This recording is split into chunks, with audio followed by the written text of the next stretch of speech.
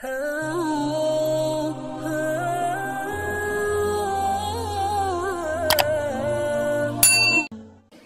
belum coba cara yang Allah syariatkan.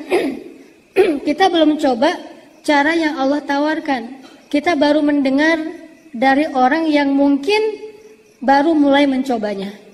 Kita baru mendengar dari orang yang bahkan benci kepada cara ini. Jadi kayak ada hate speech terhadap syariah, sehingga akhirnya kita takut terhadap syariat. Nanti kalau saya tinggalin kerjaan yang nggak halal ini, yang katanya riba, yang katanya syubhat, saya makan apa? Saya nanti gimana? Dan seterusnya, seolah-olah hidup kita berakhir justru ketika kita mengikuti syariat Allah. Kan ini aneh ya? Seolah-olah kalau kita putusin, gara-gara menghindari dari hubungan yang tidak halal, terus kita jadi terkatung-katung gitu. Terus kita takut kayak nggak akan ada yang mau sama kita. Terus kita takut kehilangan seseorang yang berharga dalam hidup kita. Padahal kita nyambung juga belum tentu itu akan bertahan. Banyak banget orang yang dekatnya sama kita, jadiannya sama yang lain. Banyak nggak sih? Curhatnya ke kita, akadnya ke yang dia, gitu kan ya? Curhat setiap hari ke kita, ya aku kayaknya pengen curhat deh. Ya udah curhat aja, aku siap kapan aja kamu pengen curhat panjang lebar. Ujung-ujungnya dia telepon, nah kayaknya mau curhat nih, ada apa? Doain ya aku mau akad. Hah? Jadi kayak curhatnya ke kita, jadian akadnya sama orang lain, dekatnya sama kita, jadiannya sama orang lain. Itu kan banyak cerita kayak gitu. Kenapa kayak di skip aja? Seolah-olah itu nggak pernah terjadi, sehingga yang namanya pacaran sebelum akad itu ya fun-fun aja, sampai ada istilah mobil aja ada test drive, masa pasangan nggak gitu kan ya? Jadi harus ada test drive dulu, cocok apa nggak cocok dan seterusnya. Ini bukan mobil. Tersinggung nggak sih kalau kalian disebut mobil? Cewek-cewek disebut kayak kendaraan doang, lalu ditunggangin terus dia pergi gitu kalau nggak cocok gitu? Enggak kan?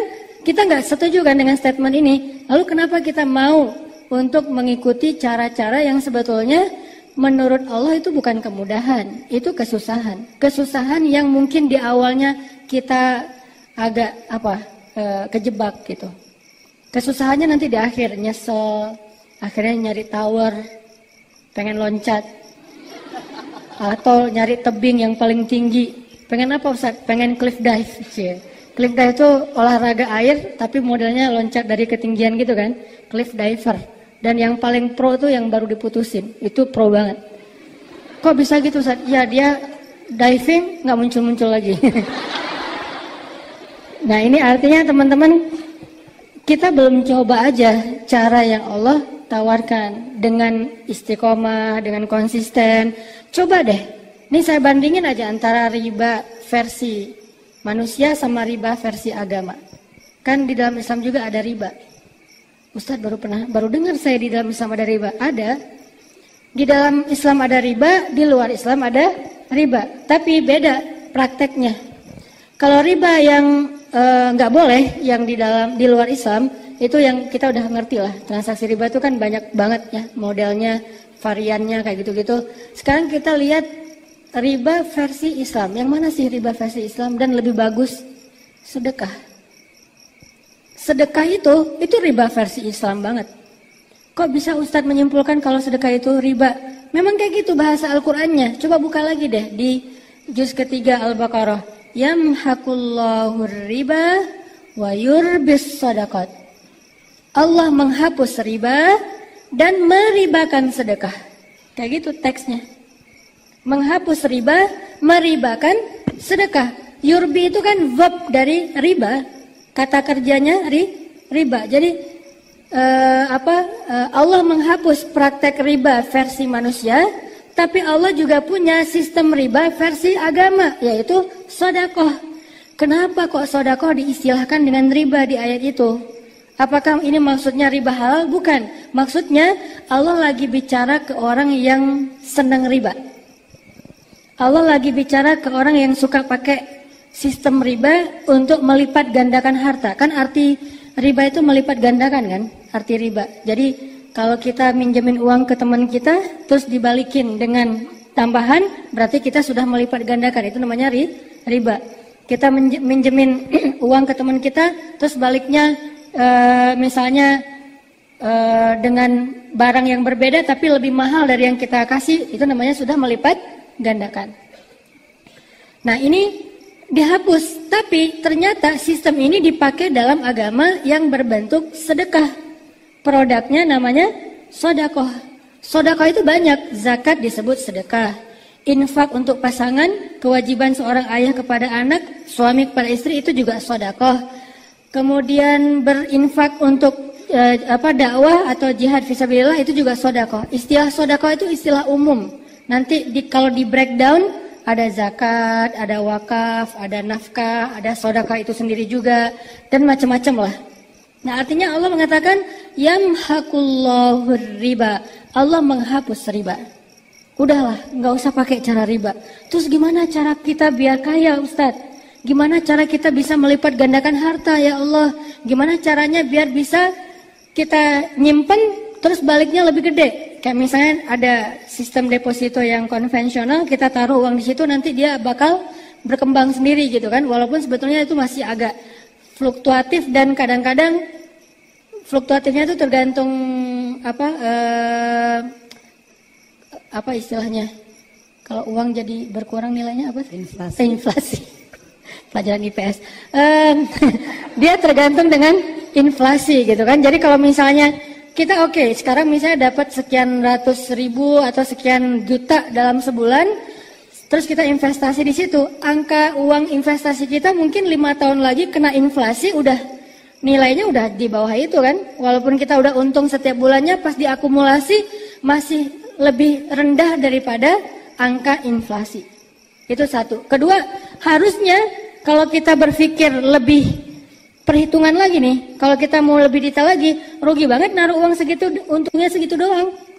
Padahal ada cara lain, kita naruh duit, untungnya berlipat-lipat, atau nggak usah segede itu deh. Misalnya teman-teman nyimpan uang untuk yang kerasa gitu ya, yang kerasa depositonya kan 1M, baru kerasa kan. Kalau di bawah 100 juta mah mungkin untuk beli bakso atau apa. Jadi plus riba dan dosa setiap bulan. Udah riba plus dosa setiap bulan. Nah, angkanya gede 1M, keuntungannya berapa? 1M itu kurang lebih sebulan sekitar 6 juta. Sebulan sekitar 6 juta. 1 miliar. Ditaruh di manusia, dibalikin setiap bulan keuntungannya kurang lebih 6 juta. 1 miliar. Itu udah gede banget tuh, jarang yang segitu. Rata-rata mungkin di bawah 5 juta, 4 juta setengah, 4 juta atau 5 juta kurang dikit. Tapi 6 juta ini saya ambil angka yang paling gede. Kok Ustaz tahu? Ya gitulah. Ustaz punya, ya pernah dulu. Nggak sampai 1M sih, cuman 1M setengah sih. Enggak. Cuman sekian puluh juta doang lah, dan itu langsung kepake. Terus orangnya langsung cemberut gitu mau dipakai. Lah uang saya kenapa kamu cemberut? Gitu kan. Jadi kayak misalnya cuma dikasih 5 juta lah ya, 5 juta dari 1 miliar. Padahal kalau kita pakai cara ribanya Allah, nggak usah 1 miliar untuk dapetin 5 juta itu. Kita cukup nyumbang 50 ribu, kita bakal dapat 5 juta. Kadang kurang dari 50 ribu juga dapat 5 juta. Teman-teman kalau mau disuruh pilih, investasi 1 miliar setiap bulan dapat 5 juta atau investasi 50 ribu setiap bulan dapat 5 juta, mau yang mana? Ya iyalah Ustaz, masa milih? Ya pastilah 50 ribu kan? Atau lebih, nggak usah terlalu jauh deh, biar kita nggak kaget. Investasi 5 juta dapat 5 juta atau investasi 1 miliar dapat 5 juta? Pilih yang mana? Sekarang udah nggak masalah dengan angka 1-2 kan? Udah aman ya? Udah beres kan? Sekarang kita pilih, jangan pilih angkanya, pilih nilainya. Masih ada sisa-sisa soalnya. Mau 5 juta atau 1 miliar investnya? Untungnya sama-sama 5 juta nih. Ya pasti 5 juta. Masalahnya di mana sekarang? Bukan masalah pilihan itu ada atau enggak. Masalahnya kita yakin gak nih sama Allah? Masalahnya kita percaya gak sih sama sistem Allah? Masalahnya kita trust gak sih dengan janji-janji Allah? Itu doang masalahnya. Makanya sebelum kita praktekin semua syariat, nomor 1 itu iman. Sebelum kita bicara tentang syariat, tentang rukun Islam, tentang ibadah, tentang akhlak, tentang muamalah, nomor 1-nya iman. Percaya gak sama Allah? Saya nggak mau membahas iman dari angle rububiyah, uluhiyah, asma, sifat. Itu mah materi kampus dan saya juga belajar itu dulu. Cuman nggak mau dibahas itu kenapa? Bukan karena nggak ngerti. Kadang ada orang berpikir kalau nggak bahas rububiyah, kesannya kita nggak lagi ngaji gitu kan. Kalau nggak bahas uluhiyah, kesannya ini kajiannya main-main. Padahal itu kan cuma istilah. Rububiyah itu istilah. Pemaknaannya apa? Libatkan Allah dalam masalah kita. Itu rububiyah bukan? Rububiyah. Apa arti rububiyah? Allah pencipta, Allah pemilik, Allah pemelihara, Allah penjaga. Itu kan arti Rabb. Rabbal alamin, pencipta alamin, pemilik alamin, pemelihara alamin, penjaga alamin. Kalau saya bilang gini, kalau kita dapat masalah, minta aja sama Allah diganti dengan yang lebih baik. Kenapa? Karena apa yang sudah hilang dari kita itu bukan milik kita, milik Allah. Itu lagi bahas apa? Rububiyah, karena Allah sang pemilik. Jadi kalimat innalillah wa inna ilaihi rajiun itu adalah terjemah dari kata Rabb. Terjemah praktis dari kata Rabb. Ada orang yang ngerti istilah rububiyah, tapi begitu ada musibah, dia nggak pakai teori rububiyahnya di dalam menyikapi musibah. Harusnya kayak misalnya yang saya sering cerita tuh, saya kehilangan motor Vario 19 juta, baru beli 3 bulan, langsung Allahumma ajurni fi musibati wa khuluf li khairam minha. Ya Allah, saya lagi dapat musibah nih, kasih dong pahala dalam musibah saya dan beri saya ganti yang lebih baik. Ini namanya rububiyah, mengembalikan kepada Allah.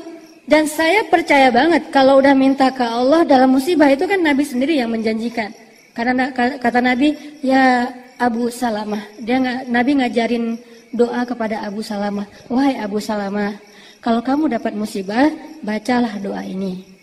Dan demi Allah, kamu tidak akan merugi karena Allah pasti akan mengganti musibahmu dengan yang lebih baik.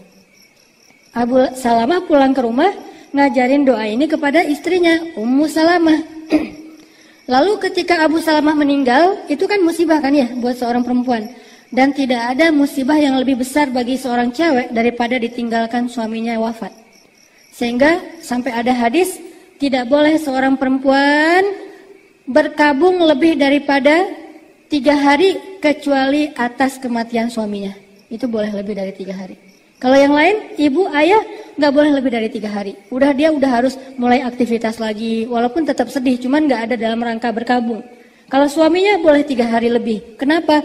Karena memang nggak ada yang lebih musibah daripada wafatnya seorang suami. Nah, ketika Abu Salamah meninggal, Ummu Salamah ingat dengan nasihat Abu Salamah doa ketika musibah. Dia baca, ya Allah, beri saya pahala dalam musibah saya, beri saya ganti yang lebih baik. Langsung, astagfirullahaladzim, salah ngomong, minta ganti yang lebih baik. Tapi kan doanya emang gitu. Ummu Salamah terlanjur mengucapkan. Akhirnya Ummu Salamah bilang, ya Allah, siapa yang lebih baik daripada Abu Salamah? Kan Abu Salamah itu suami ideal banget, penyayang, bertanggung jawab, orangnya baik hati, pokoknya udah sempurna lah. Setelah selesai masa iddah Ummu Salamah, datanglah laki-laki yang lebih baik daripada Abu Salamah melamar Ummu Salamah. Dialah Rasulullah SAW. Baru Ummu Salamah percaya Allah benar-benar mengganti dengan yang lebih baik. Ini jangan lihat dari angle subjektif ya. Saya nggak mau kayak gitu, Ustaz.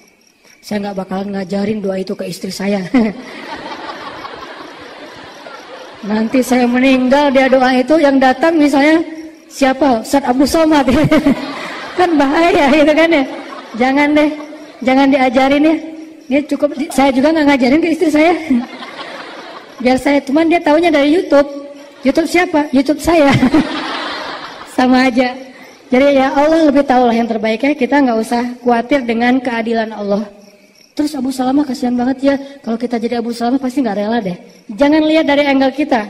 Karena Abu Salamah ketika mengajarkan ini tahulah konsekuensinya. Dan Allah maha adil. Nggak mungkin hambanya yang mengamalkan sunnah Nabi terus jadi rugi. Nggak mungkin. Nah ini artinya apa? Percaya nih, kalau dapat musibah, berarti mau diganti yang lebih bagus. Akhirnya ketika dapat musibah, bukannya sedih, malah senang. Kenapa? Wah, ada kesempatan nih, minta diganti yang lebih bagus. Ya Allah, motor Vario saya hilang. Beri dong yang lebih bagus. Doa gitu kan, pakai bahasa Arab tadi. Sebulan setelah itu, Allah ganti dengan NMAX. ABS, yeah. Cuman agak-agak kurang seru sih pakai rem ABS, soalnya lagi bonceng istri, ngeremnya smooth gitu, kurang terus sudah ganti dengan ABS gitu kan, yang NMAX.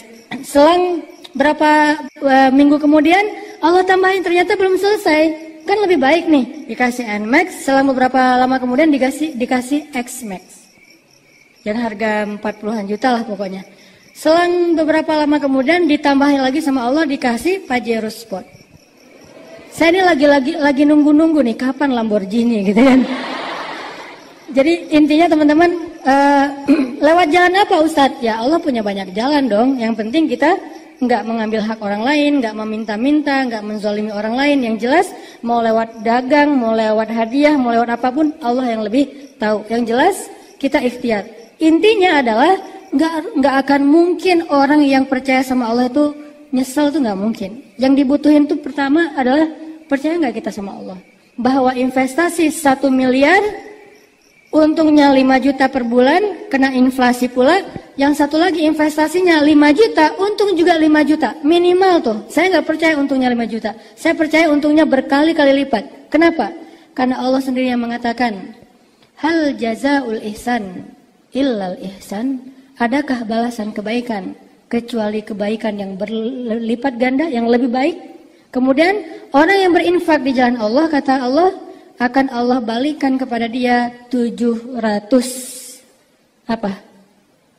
Selama ini kita menggunakan istilah kali lipat ya. Ternyata bukan kali lipat. Misalnya kita berinfak, itu infak kita itu Allah ganti dengan investasi. Bahasanya apa? Bahasanya benih. Yang namanya benih itu apa?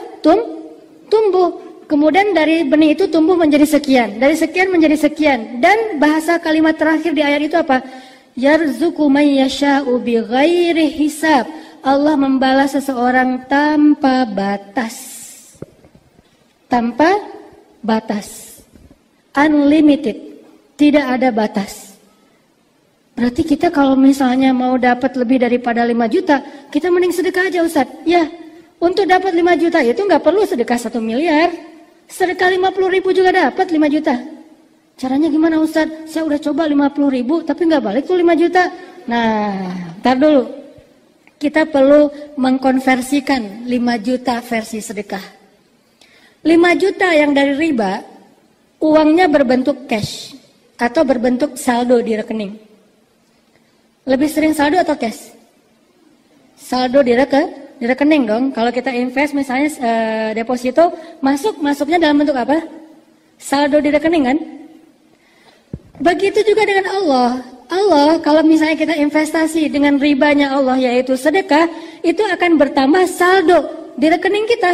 Sama dengan itu, nggak ada bedanya. Kenapa yang ini kita minta cash, yang itu kita puas dengan saldonya doang? Nggak fair kan? Yang di bank asal muncul angkanya kita merasa udah dapet. Yang di sini kalau belum ada cashnya kita ngerasa ditipu sama Allah. Ini nggak fair nih. Kalau itu ngasihnya angka di saldo, ini juga boleh dong ngasih angka di saldo. Masalahnya saldonya ada di mana? Saldonya disimpan di sebuah buku yang terjaga, namanya Lauhul Mahfuz. Namanya Lauhul Mahfuz. Lembaran, lauh itu artinya lembaran. Lauh jamaknya alwah. Lembaran yang mahfuz, yang terjaga, tersimpan. Nggak ada yang boleh nambah kurangin angkanya, nggak ada yang boleh coret-coret, nggak ada yang bisa nge-crack atau nge-hack. Benar-benar mahfuz, terjaga. Wah, tapi kan nggak bisa dipakai. Bisa, sama dengan saldo di rekening bank kita. Kalau kita pengen pakai, tinggal gesek. Kalau kita pengen pakai, tinggal tinggal transfer online banking kayak gitu. Nah, yang ini gimana caranya? Lebih gampang lagi. Kita nggak perlu bawa kartu kemana-mana. Yang kemudian nanti tiba-tiba kartu kita gara-gara sering dekat dengan handphone jadi nggak berfungsi lagi, atau pas digesek ternyata udah banyak baret-baret, dimainin sama anak, digigit sama bayi, akhirnya kebanyakan gigitan, akhirnya nggak berfungsi lagi gitu kan? Susah ngejaga kartunya. Kalau ini nggak perlu pakai kartu. Terus cara ngecairinnya gimana? Minta sama Allah. Ya Allah, kan kemarin ada tuh duit saya 5 juta. Ini bahasa perbankan ya. Tapi nanti dalam doa teksnya berubah.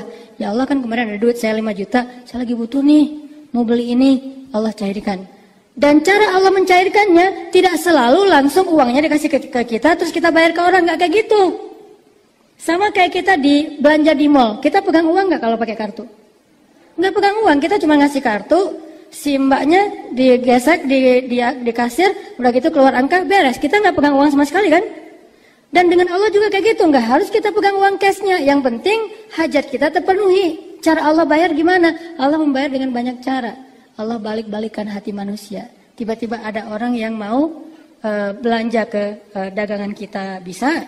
Tiba-tiba ada orang yang mau hadiahin kita, bisa.